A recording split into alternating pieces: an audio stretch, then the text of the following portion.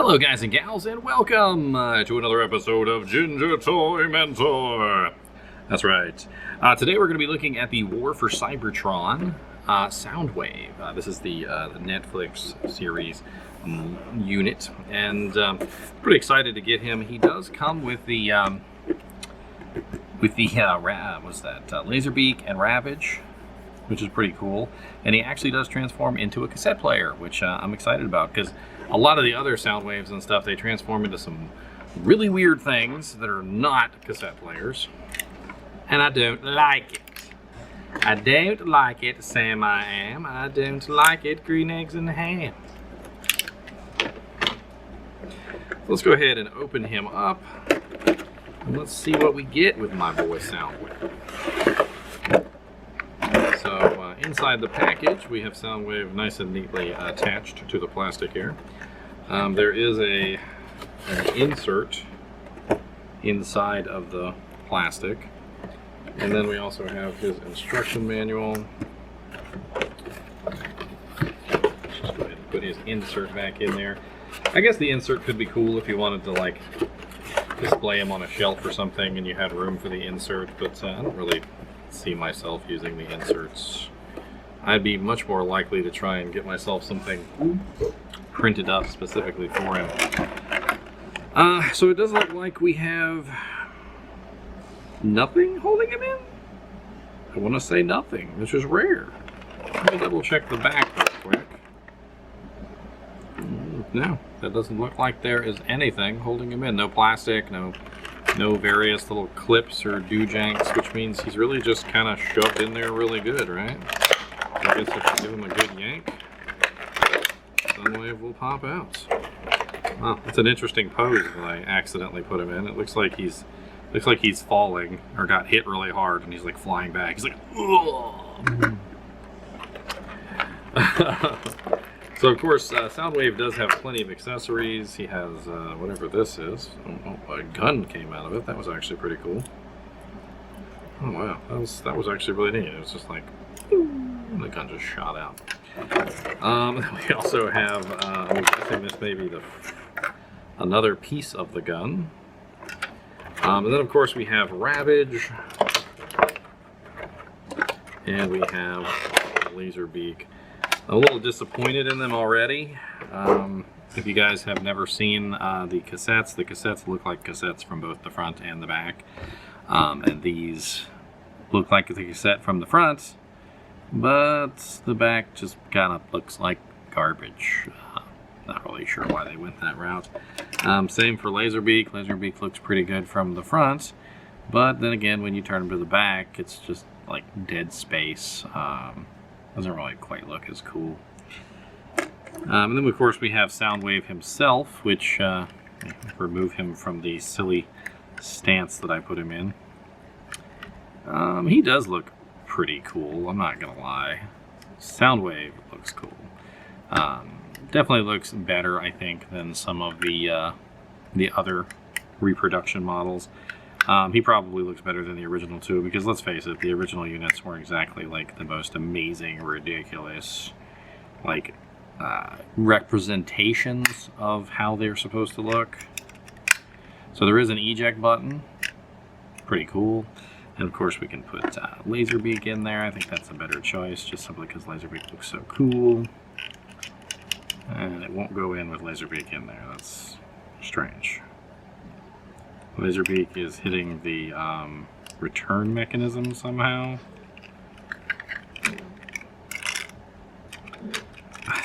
That's a little strange. I mean, he's supposed to fit inside of this guy, and he's having an awfully hard time doing so. And when you press the button, like, the dude just like flips out like completely. Let's see if Ravage fits in there better, shall we? I mean, Ravage does fit in there a lot better, a lot easier. A little bit hard to get him to come out though. He doesn't pop out like Laserbeak does. So he's in there really tight, and when you press the button, nothing happens. You have to kind of give it a nudge. Alright, well let's put Laserbeak back in there, because he is kind of like the quintessential Soundwave robot. There's kind of an issue with him here. So inside of his compartment, I'm not sure if you guys can see this, there's a little gray kind of like notch. When I press this, the notch goes up and down. On Laserbeak, on his side, is this little thing right here, which I'm assuming is his foot, right? Well, the foot is hitting the notch. So when the foot is down in its complete form, it is coming in contact with the notch and preventing him from going in.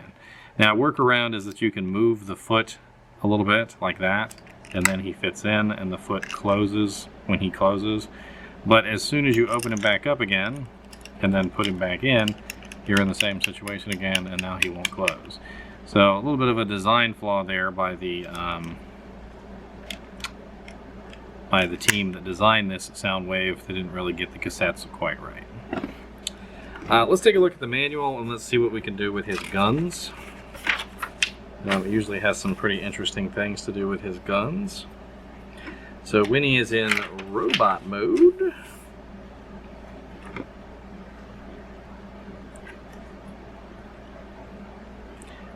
this one goes in his hand right here. This one unfolds and also goes in his hand right here.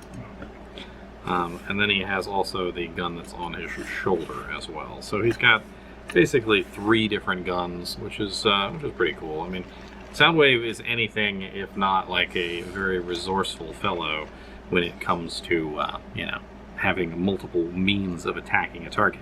You know, he's got one weapon in one hand, he's got a weapon on his shoulder, he's got a weapon in his left hand, he's got multiple cassettes that he can use, flying cassettes like Laserbeak and Buzzsaw, he's got land cassettes like Ravage, Rumble, so forth and so on. And you know, he's always been a really cool kind of a guy anyway, just in general. And always rather liked Soundwave, even if he was a bad guy. Even if he is a bad guy, I always rather enjoyed him. I'm not really sure about this gun. Like, if you just teeter and totter a little bit, the gun like immediately falls back in. Like, it doesn't even really take that much effort. Like, if I tilt him just enough, like, the gun falls back in. A little bit of jostling. It doesn't really seem to have like a lock position, which, let me see if I can yank it.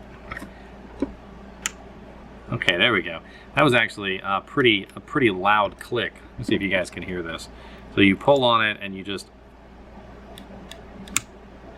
and a very loud click, and it clicks into place. So so to get the gun to stay in the mode, don't be a little too afraid to give it a good pull, because it does seem to have a lock position, but it seems to be a little bit difficult to actually get it to stand in that lock position. Let me make sure he's set up correctly in his robot mode, and everything looks right. I mean, his robot mode is looking pretty good. Because he is in robot mode, let's also transform Ravage and Laserbeak into their robot modes. And then when he's in cassette mode, we'll get a picture of these guys in their transformed modes. So I'm assuming that this is going to be pretty straightforward. The cassettes always were pretty straightforward as far as transformations go. And right off the bat, we have Laserbeak's head pops out pretty easily.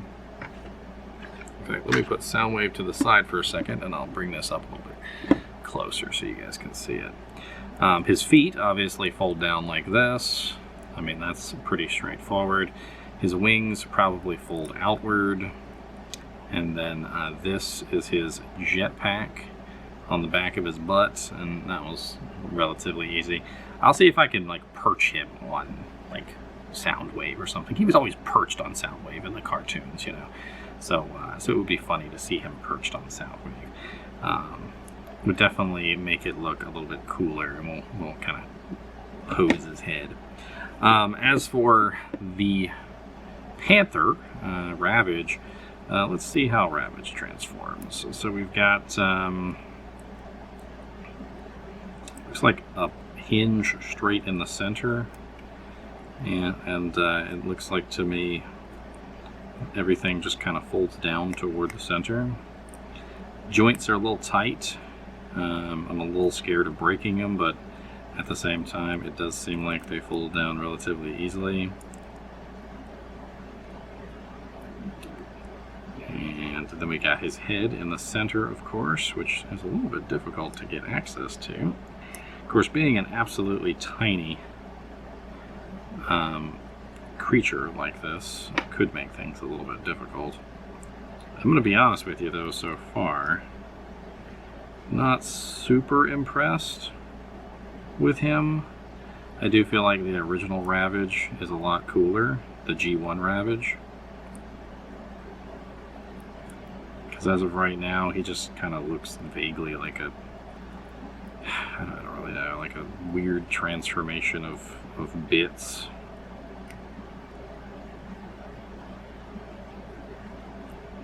Not anywhere near as cool as the original one, and his leg just popped out. I know you guys couldn't see any of that because I didn't have it on camera.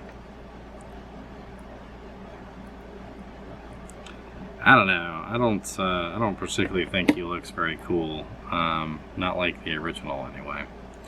All right, we're going to swap to a fashion photo shot of Soundwave with his cassettes, and then we're going to move on to transforming him into his tape deck mode.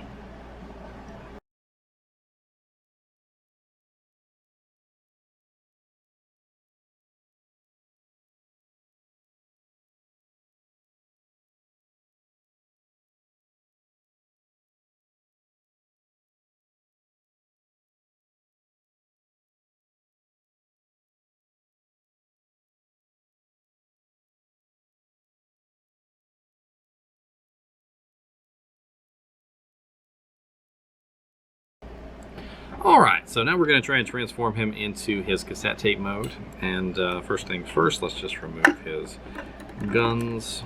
I'm assuming that this probably doesn't need to be in its gun mode, so we're going to push it back in. We're also going to remove his other gun from his fist here. And this one seems to fold up.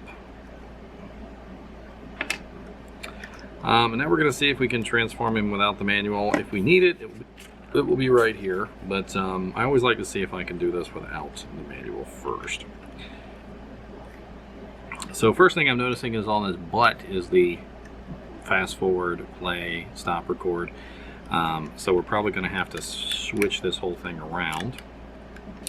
That enables us to have that on the front, which is where we need it. We also seem to have some additional plates on the inside of this panel, which make it even larger. Then on top of that, I'm noticing that the legs look like they have some internal compartments. So I'm not sure if this is the correct thing to do right away, but it does seem like this internal compartment right here opens. Yeah, opens right on up. And then we're going to fold the foot in. Seems to be pretty straightforward there. I'm not really sure if that's the correct... Okay, yeah, that's correct. That completely folds his foot away. That's rather interesting. So we're going to do the same thing for the other one on this side. It's a little difficult to get this piece to come up. It does seem to be clicked in there rather well. Fold in his other foot, hook down his other piece. Alright, so we got to figure out what to do with his arms. Let's remove his cannon from his shoulder for a second. And there we go. So his arms fold back. Very interesting. I like it. Which I'm assuming it means that his arms probably stow in the back of him. That would be my guess.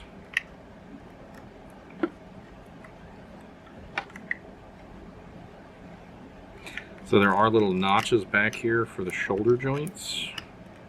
Yeah. So there's a little line notch right here that lines up with a line notch right here, and you basically just click that in. And And it seems pretty straightforward because you're just clicking these in together. I'm assuming at this point the leg probably folds upward.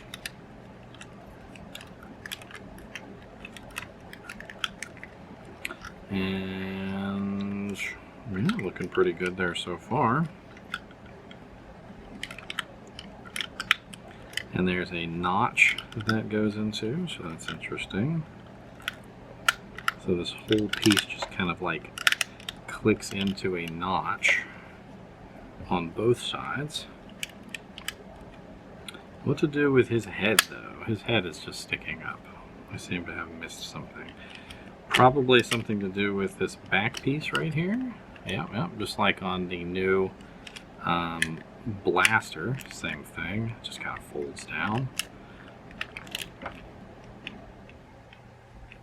Alright, now what do we do with the arms back here though? They look a little uncomfortable. The fists definitely fold in like that. And we're left with kind of like an awkward back piece here. It doesn't really look very cool. Looks good on the front. I mean, for the most part, looks pretty cool. And you know, we've got a little play, stop, record button, but that's not actually where you open it from. You open it from the top. Let's take a look at the manual real quick, and let's see if we've missed anything on transforming him. It also shows in here how to specifically use his guns. Alright, so according to this, his arms should be latching together, according to this. There's a notch on both arms that fit together in the back. This little notch right here fits together, puts those two guys locked in place, and then the guns and stuff seem to go on the back. So what we're going to do is we're going to load all the guns on the back. It looks like one gun goes on this side, one gun goes on this side. We got both guns like locked in there. The foldable gun apparently goes right in the center, like this. And then we need to transform our cassette tapes back into their cassette form. This guy really wasn't all that difficult to transform. He's actually ridiculously easy. Right there, he's already done. So let's go ahead and slide him into his bay. And remember, he doesn't really fit in there very well, unfortunately. So you kind of have to finagle it. Now, the Panther is a little bit more complicated, but not really that much. There's a little bit of folding that goes on. His back legs will just pop right out without warning.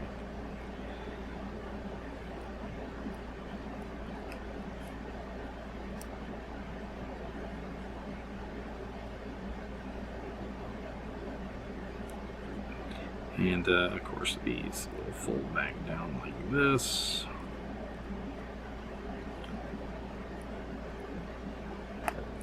A little locking mechanism there. Man, his legs pop off so easy. Even a caveman could do it. Alright, there we go. And then we fold these back up like this. Fold the head. Okay, so we can't fold the head, we can't fold the legs down until the head has been folded down. So we've got to do that first. So we gotta fold the Panther head in first, then fold the legs back down. And then pretty much just slide everything back together, it looks like.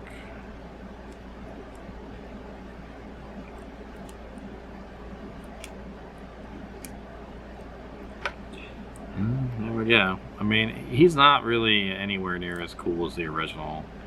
I mean, Soundwave is. Soundwave is cool. But I don't see why they needed to change the cassette tapes. I don't get it. I mean, the cassette tapes didn't need to be changed. Let's go ahead and I guess we'll leave the laser beak inside of the chest, and I'll just kind of like see if I can balance. He's not even flat on the edges. Like it's not even flat on most of the edges, so it's very difficult to get him to perch anywhere. The only edge that he's flat on is the top, and then he's upside down, which, you know, doesn't really kind of help things. I don't know. I'm very disappointed in the cassette tapes. I'm actually pretty happy with the Soundwave itself, although the back does just look like garbage. And that seems to be something that is pretty common among a lot of these Transformers, these newer Transformers that are trying to mimic the older generations, is that they look really good on the front, and then you turn them around and they look kind of like deuce on the back. Let's go to a fashion photo shot of my boy Soundwave here on the turntable, and we'll also put the cassettes with him.